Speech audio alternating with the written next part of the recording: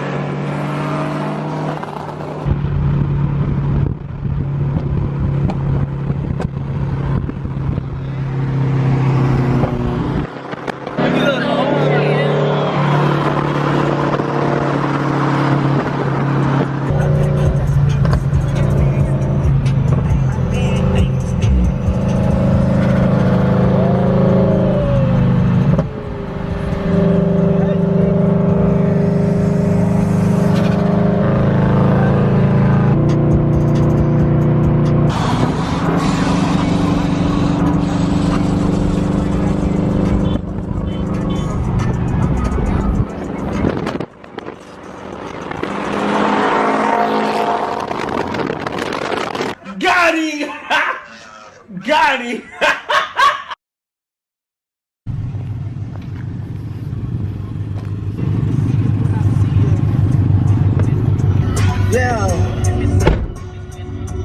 Yeah, brother.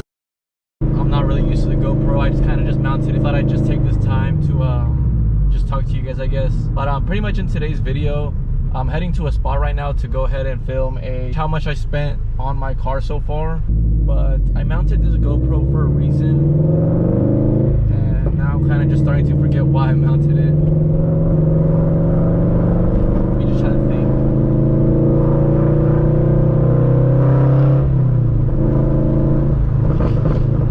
Hopefully in the future I can go ahead and get like a head strap so it can be an actual POV video. For now, this is gonna have to do.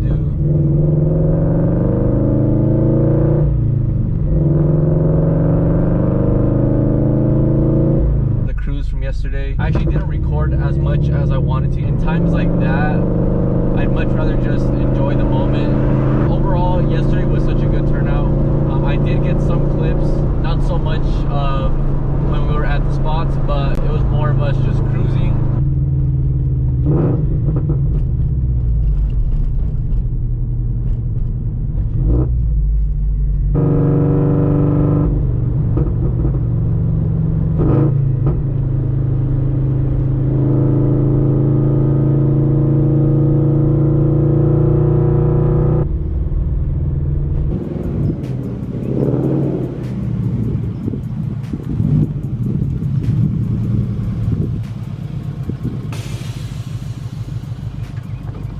back to another video, guys. In today's video, we're going to be going over how much it costs to build my FRS. The purpose of this video is just to give you guys an example of how much it would cost if you guys want to go ahead and build your car just like this or similar. Some of these parts are used, not all of them.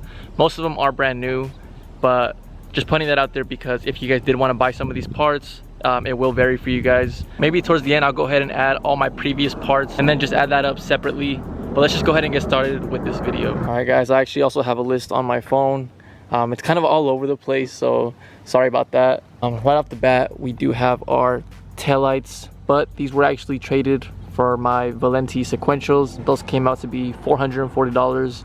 So I guess you can say I got these for $440. Up next is gonna be my headlights, the 2017 Plus headlights. And just like the tails, I did trade my VLANs for these, $400, because the VLANs were $400. If you guys know, the resale value of these are about $900, and then brand new from factory are like $1,000 a piece. Next on my list, I do have my KBD front lip, and that's gonna run you about $150 brand new. The reason why I went with this lip is because I've said it before in my breakdown video, but this lip is definitely worth the price, guys.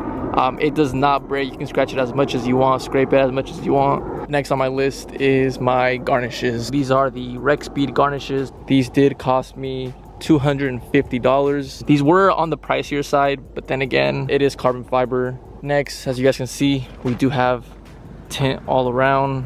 It looks pretty dark on camera, but it's not too dark. I actually went 15% all around. I can barely see with this at night. I don't know how people do 5%. Where I got my windows tinted, it ran me about $100 only, not too bad. Actually really cheap. Up next we have my Leg Sport duck bill, and this did cost me $495, and then another $100 to paint match. This was on the pricier side.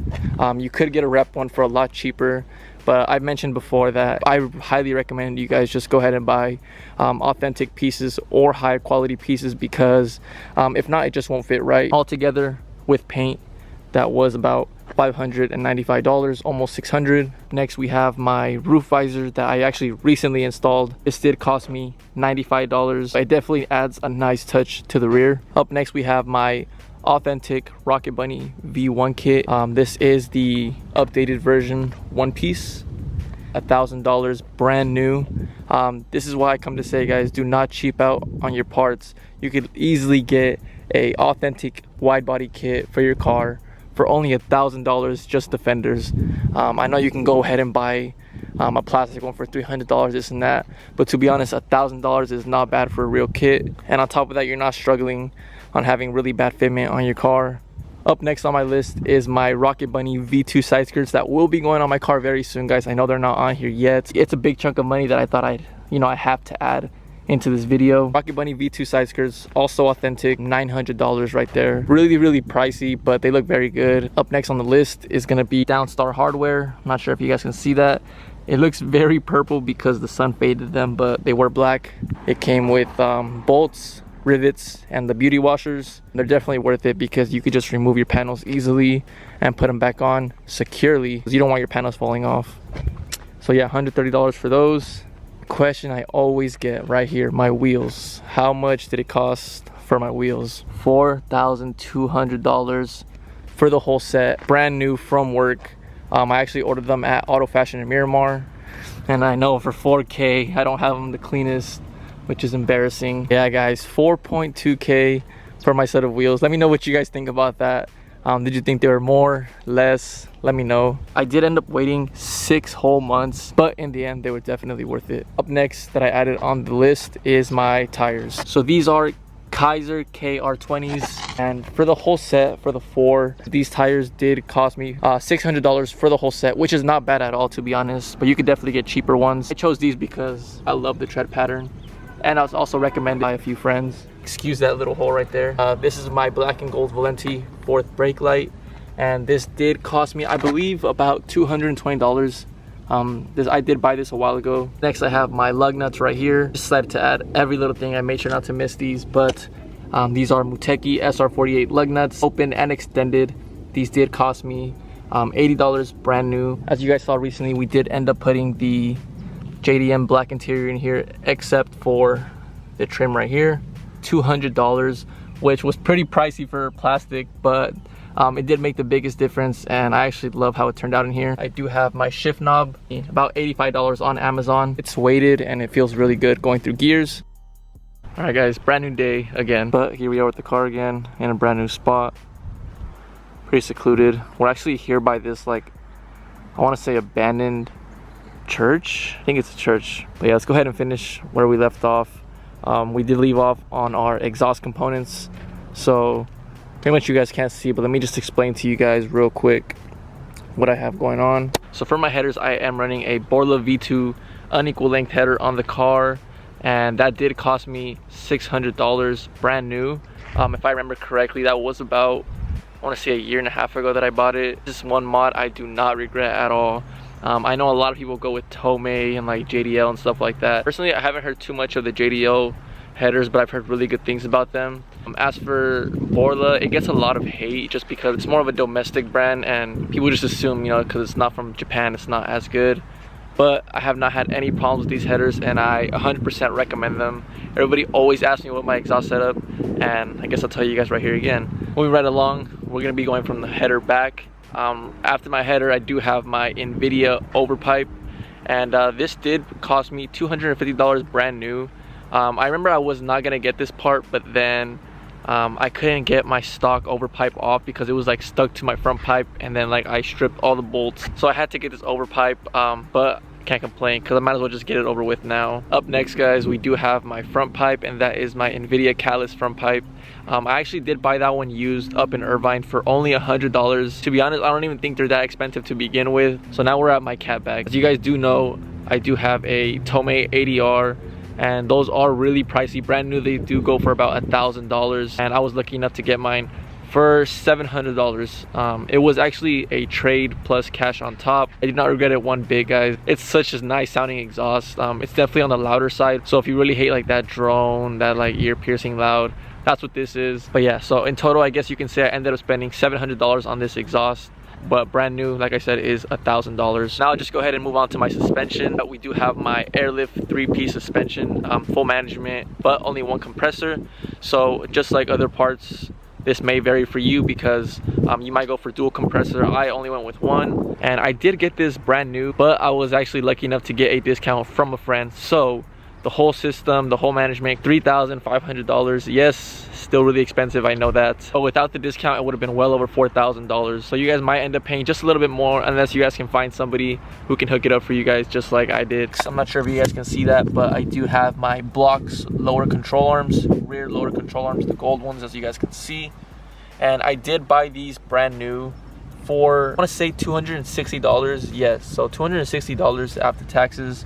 And honestly, those are pretty good. I've had zero issues with these control arms. I know these are more like on the cheaper side. You can go with like PBM, which is a solid choice for the price, but I ended up going with these, which is a little bit cheaper. To be honest, I've got some good fitment with it. I haven't really had the need to change my control arms just yet. Maybe I will in the future, but if I do, I'll probably end up going PBM. And like I said, these control arms, $260 brand new, and I would say they're worth it. And another component for the suspension in the rear that you guys can't see are my toe arms, and I did go with Godspeed toe arms only because I know it's just for the toe adjustment. You know, I wasn't going to go for crazy $1,000 toe arms or however much they cost, but these got the job done, and now my wheels are straight, and that's pretty much all that matters when you're going with toe arms. Only $130 brand new on Amazon. I really do recommend these toe arms if you are on a budget. Alright guys, so with all that being said, total comes down to, I have it right here, the total comes down to $15,985. That's with everything on the car right now. I know if I add all the parts that I used to have on this car or that I replaced, it would be a lot more. So actually, I'm gonna go ahead and do that right now. Alright guys, so after adding all my other older parts, I guess you can say, which was like other suspension, other exhaust, other wheels, other tire setups, stuff like that, it comes down to $20,395. I kind of just wanted to throw in that little extra price right there to see what the actual price was, as I knew it was going to be up there because of suspension, wheels. body kit and stuff like that. But I'm actually pretty ashamed of my price, guys, just because I spent this much money and the car is still slow. So I'd say this is way too much money for it being NA still. It's not like I don't want forced induction, it's just I kind of been pushing it off because I still am paying the car. I just don't want to risk it. I definitely want to keep enjoying this car how it is. I still like the car no matter how slow it is, so it just makes me that more excited for boost. These last 2 years have gone by so fast with this car. I remember in high school I could not stop talking about this car to any of my friends, and then when I got it, it was just like the best feeling in the world. I know recently I put it up for sale. I was just testing some waters, to be honest. Sorry, there's a lot of wind right now, but I wasn't in an urge to get rid of the car. I didn't want to. It was just more of if I can get my asking price, why not, you know? So yeah, the car is not for sale no more. It was up for the time it was. Everybody kept asking me for a part out. I was just looking to sell the car as a whole, as is. Yeah, I'm more than happy to stay with this car, guys. I'm definitely gonna be more phases. I would consider this my phase 2. Obviously, I didn't start YouTube yet in my phase 1. But honestly, that phase 1 was pretty much a learning process for me. So I'm happy I can just record with the knowledge that I have of the car. But I couldn't be any happier with where it is right now. But yeah, guys, I'm kind of curious as to how much you guys have spent on your guys' cars. Let me know down below if you guys do want to share that. If not, it's all good. But yeah, that's pretty much gonna wrap up the video of how much I've spent on my FRS.